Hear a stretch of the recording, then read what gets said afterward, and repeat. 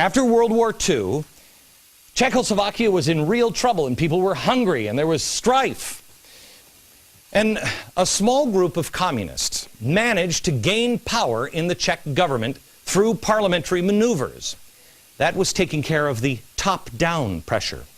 Meanwhile, unbeknownst to all the people in Czechoslovakia, they were agitating people, getting them out into the streets, riot, strike, protest, create the illusion of a widespread clamor for change.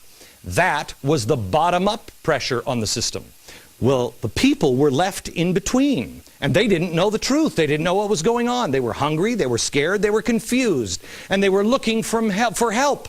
When they cried out for help from the government, which they thought was not with the rioters, oh, they got help.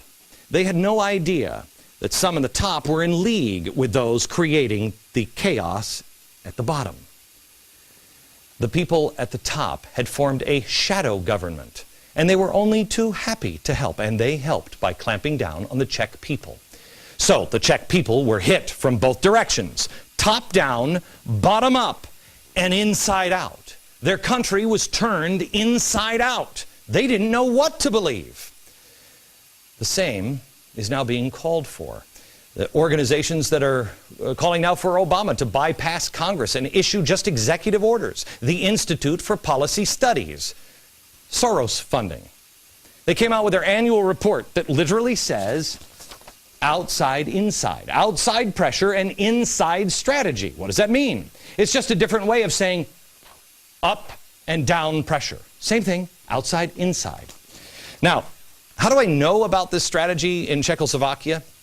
Well, it came from Jan Kozak's Communist Strategy paper. He was a writer and a member of the Communist Party at the time. He wrote this essay, and it was never intended to go public, but it accidentally did. We found it in a very old copy of the Congressional Records. Everything I am telling you for the last 2 nights, all of this strategy, all of this, the exposure. Why do you think George Soros sent his number 2 guy to my number 2 guy to ask us to consider him a kindly old gentleman? Because what he's doing was never meant to be published. But after being bullied, we stood up. We're not playing your game. It's no accident. This is what Van Jones meant. Top down, inside out, after the bottom up. What the Czech people didn't know is what you know now. That there is an orchestration of the ground. It's all being orchestrated. You know the groups involved now, and you know who's at the top. The Czechoslovakian people didn't know that, so they ran to the people they usually trusted, but they called for the wrong people. The other thing that the Czechoslovakian people didn't know is the first lesson of the 9/12 project. What was my goal when I introduced the 9/12 project? To tell you, you are not alone. But here was one of the most important lines out of that, especially in retrospect. Listen to this. The truth is, they don't surround us. We surround them. This is our country. Why is that important? Because when you study what happened in Czechoslovakia, the people felt alone. And they felt surrounded. You're not alone. And they do not surround you. It's an illusion. It's a puppet show. It's a stage. The radicals need you to feel that way. They need you to riot. They need you to create chaos. They'll do it if you won't, but they'd prefer that you did it. So when Van Jones says bottom up, he means get out into the streets. Why do you think she's telling the young communists? They're coming for you. Get out into the streets. It's a game. And George Soros enjoys the game. He finds it kind of fun, those subversive activities, not my words, his words. He means the government forces that are in league with the riots when Van Jones says bottom up and top down, the top will clamp down. Those are the people who are trying to force this president to do what he knows needs to be done. Van Jones' words. Top down, bottom up, inside out strategy. That's what's happening. Except now we've thrown a tire iron into their little game that they have played 4 other times, and they are now executing the 5th time. But now we're changing the game. That's why we have tried to arm you with the most powerful weapon you have, information you need. Find all of this out. Find it out for yourself. Don't take my word for it. Know it, and tell everyone you know. George Soros, you should know one thing, sir. We are not Czech citizens. We are Americans.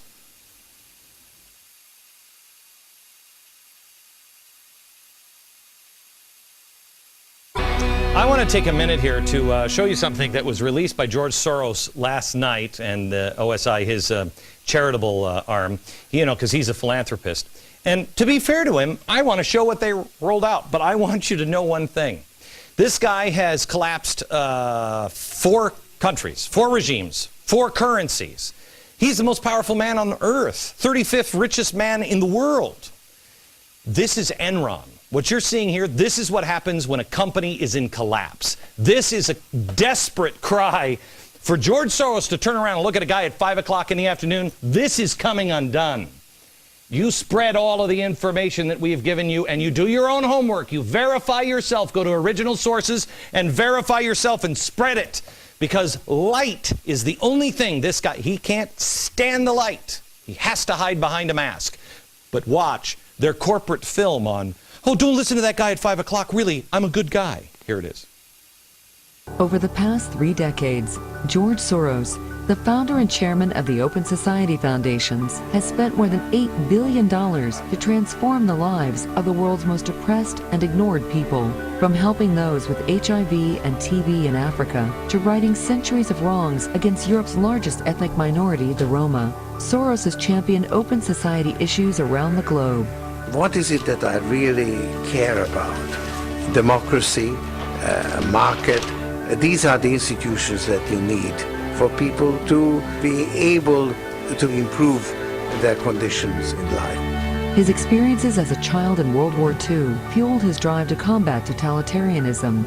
In the 1980s, his Open Society Foundations helped topple communism in Eastern Europe, strengthening democracy by supporting education, justice, and freedom of information. Open society can prevail only when people can speak truth to power.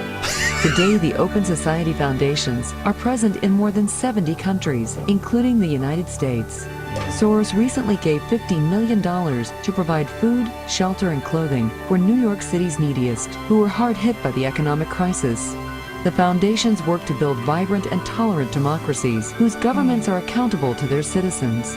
To learn more about George Soros and his philanthropy, visit OpenSocietyFoundations.org. That is fantastic. That is fantastic. And don't forget, he's given all that money, just to help good things. Well, friends, just a lot of these. This is only half the list of the organizations that are helping him accomplish his new world, spooky world order. That's it. There are really 2 ways to look at what I do every day here. You can either say, as my critics say, that I'm a fearmonger, or you can say that I am empowering you with information. I hate the fact that some people believe that I'm a fearmonger. I just say what I believe. That's what I do. And I believe bad things are coming. I believe that we can get past them, but we have to be prepared. I've told you over and over again, I hope I'm wrong. But FDR was wrong when he said the only thing we have to fear is fear itself. The only thing we have to fear is not being prepared and not knowing what's really happening. But progressives, they'll say I'm a fearmonger, and they want you to believe that everything is fine, and that's what they'll tell you. Watch. This is a rich country. We have plenty of money, and if you don't believe me, ask Halliburton. We've been able to create or save 3.5 million jobs. Will the Federal Reserve monetize this debt? The Federal Reserve will not monetize the debt. That legislation, according to The Economist, has saved or created 3.6 million jobs. We have turned this economy around. I think we see entities that are fundamentally sound financially and withstand some of the disaster scenarios. Okay.